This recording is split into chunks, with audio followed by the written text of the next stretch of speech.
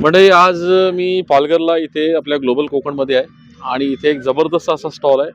रुबीन ताईंचा stall आहे आणि हा गोधडीचा स्टॉल आहे. तर एक्झॅक्टली सब्जेक्ट काय आहे ना, म्हणजे हे कसं काय बनतं किंवा कुठून सुरुवात झालं आणि कसं चालतं हे आपल्यापर्यंत हे दिसतंय ना, ह्याच्या मागची काय स्टोरी आहे, ह्याच्या मागची जी काही मेहनत आहे, ह्याच्या मागचं जे काही स्वप्न आहे ती आपण समजून घ्या. ताई नमस्कार.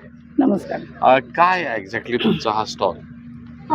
लॉकडाऊनच्या काळात लॉकडाऊनच्या काळात रत्नागिरीमध्ये एक देवरुख नावाचं गाव आहे, संगमेश्वर तालुक्यात.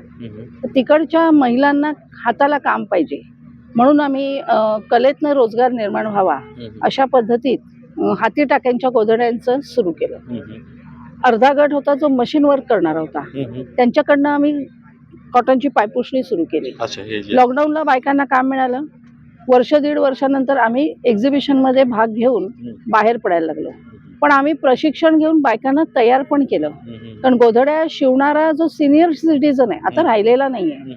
त्यामुळे गोधड्या ही कला आता नष्ट होईल म्हणून आम्ही तरुण मुली ज्या बायका शिवू शकता असं आम्ही गावागावात जाऊन त्याचं प्रशिक्षण केलं आणि आम्ही एक रोजगार केंद्र सुरू केलं. हे माझं रोजगार केंद्र आहे, नो प्रॉफिट नो लॉसवर. आम्हाला जर कोणी म्हणाल की याचे पैसे कमी करा तर मी तोंडावर सांगते माझ्या बायकांना पगार मिळण्यासाठी हे मी करते. बरोबर आहे.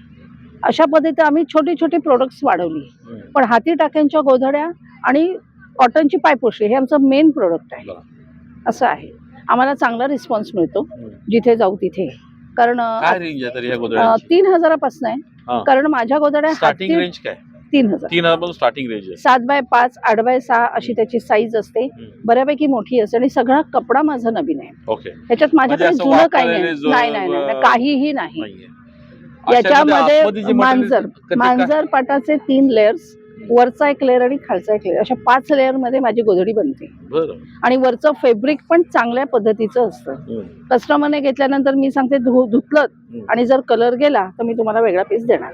ही माझी कमिटमेंट आहे. पायपुसण्याची काय रेंज आहे? 125 आहे. 125 पासून. कारण याचा जो आतला कच्चा माल आहे तो पुण्यातनं आम्ही आणतो. आम्हाला त्याच्यासाठी जुन्या चादरी लागतात स्वच्छ धुतलेल्या, त्या पुण्याला स्वच्छ नावाच्या सेंटरवरनं आणतो. ते ट्रान्सपोर्टने आणतो. तो सगळा ट्रान्सपोर्ट, आमची शिवण्याची ही ते सगळं कॉस्टिंग हळूहळू बसतंय म्हणून ते 125ला जातं. आम्हाला म्हणजे एवढी ऑड का किंमत 100ला विकायला पाहिजे, पण आम्हाला ते होत नाही. आणि आपण प्रॉफिट मेकिंग धंदाच नाही, तेवढंच पाहिजे. बिझनेस नाही, हे मिशन आहे की आपल्या बायकांना काम मिळालं पाहिजे, त्यांचा पगार निघाला पाहिजे, त्यांना रोजगार मिळाला पाहिजे. आणि मी रिटायर झाल्यानंतर ठरवलेलं की आता पैसा कमवायचा नाहीये. म्हणजे ह्याच्यासाठी मी काय करतो? मी बँकेत सर्व्हिस केली 35 वर्ष. आता रिटायर झालात की होणार? झाले.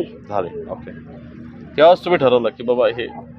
आणि मी मुंबईची आहे, पण मी देवरुख या गावात ट्रान्सफर घेतली. मी बँकेत होते. मी 2019 डिसेंबरला रिटायर झाले. आता किती महिला तुमच्याकडे काम करतात? माझ्याकडे जवळजवळ 22-25 महिला हाताने. आता एक्सपान्शन करण्याचं काय, म्हणजे प्रत्येक तालुक्यामध्ये असा एखादा गट वगैरे असावा वगैरे? एवढं मी पुढचा विचार केलेला नाही, कारण स्टॉलचं भाडं भरणं, सतत स्टाफला घेऊन शॉपिंग चालू आहे. पण एक्झिबिशन मध्ये भाग काउंटर सेल माझा कधी नसतो. मी तुम्हाला अशी कधी तक्रार नाही कारण माझा काउंटर सेल नाही झाला, नथिंग. मला असं आहे की कस्टमरांपर्यंत आम्ही लोकांना दिसलं पाहिजे की बाबा आम्ही हे करतोय, ही अशी गोष्ट आहे, म्हणजे लोकांपर्यंत पोहोचली. आणि आम्हाला एवढं माहितीये की प्रदर्शन झाल्यानंतर आम्हाला अनेक फोन येतात आणि आमचं कुरिअरने जाते. तो आमचा प्लस पॉईंट. तुम्ही हे प्रदर्शन मध्ये नेहमी भाग घेता कसं काय, महिन्याला एकदा घेता वगैरे? नाही, एवढं आम्ही नाही घेऊ शकत. आम्ही 2-3 महिन्याने एकदा घेतो, कारण आम्हाला देवरुखवरनं यायचं असतं. आल्यानंतर आमच्या महिला शिवणाऱ्यांना उचलून आणायचं आणि मग ते व्हायचं. त्यामुळे ते 3-3 महिन्याने करतो. दर महिन्याला आम्हाला शक्य नाही देवरुखवरनं येणं, कारण प्रोडक्शन पण तिथे झालं पाहिजे. असं आहे, त्याच्यात आपला पैसा टाकावा लागतो. मी रिटायरमेंट नंतर टाकला, पण रिटायरमेंट नंतर संपला ना, आता कुठे पगार आहे, मग त्याच्यात ते सगळं आपल्याला करावं लागतं. बसवायला लागतं. Non profitable.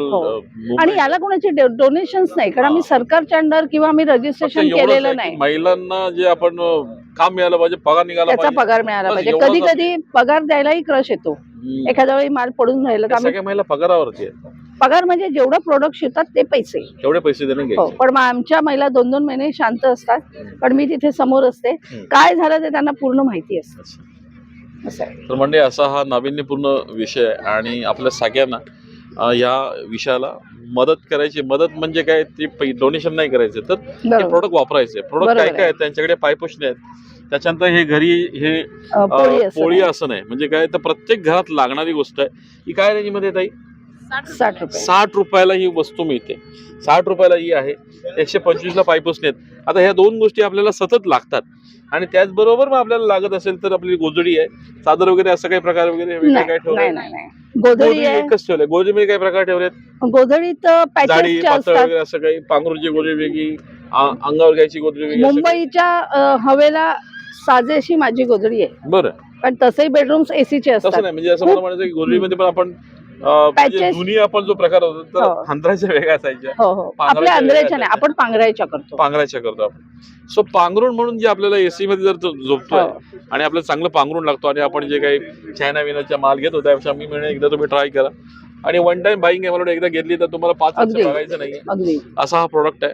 तर असा नाविन्यपूर्ण प्रोडक्ट, त्याच्या मागे एक मिशन आहे, त्याच्या मागे विजन आहे, त्याच्या मागे एक रिझन आहे. तर ह्या रिझनला आपण सपोर्ट केला पाहिजे हक्काचे ग्राहक म्हणून. Thank you so much Thank you. ताई. तुम्हाला या व्यवसायासाठी खूप साऱ्या शुभेच्छा आणि तुमच्या महिलांना देखील खूप साऱ्या शुभेच्छा. आणि आमच्या you. वतीने, आमच्या समूहाच्या वतीने, गटाच्या वतीने, आमचा जो काही प्लॅटफॉर्म आहे मिशन हो. कोकण साम्राज्य, त्याच्या वतीने आम्हाला जी काही मदत करता येईल ती आम्ही करू. थँक्यू. थँक्यू.